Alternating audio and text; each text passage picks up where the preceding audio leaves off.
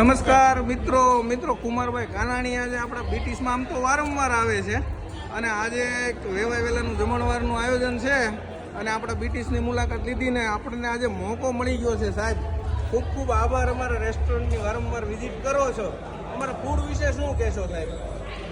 વારંવાર આવવાનું એટલે જ માટે મન થાય છે.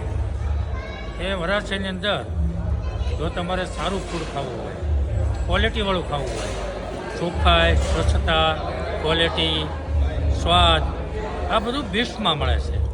એટલા માટે અમે આજે વારંવાર આવું છું, પણ આજે પ્રસંગપાત અહીંયા આવવાનું થયું છે. ખૂબ મજા પડી, ખૂબ જમવાની મજા આવી અને ખૂબ આનંદ થયો.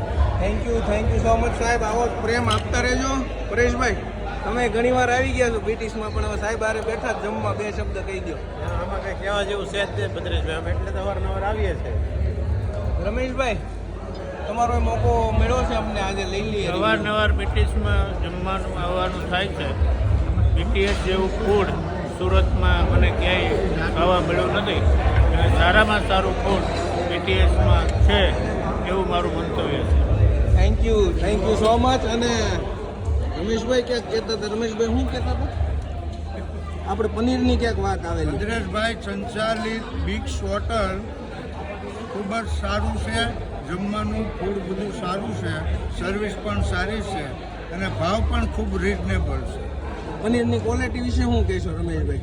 ના, પનીરની ક્વોલિટી મને એમ હતું કે નહીં સારું હોય, પણ ખાધા પછી એવું લાગ્યું કે સારું. અમારું પોતાની બનાવટ હોય છે પનીર, અને આમ ફીલ કર્યું ને તમે ક્વોલિટી પનીર નહીં, સારું છે.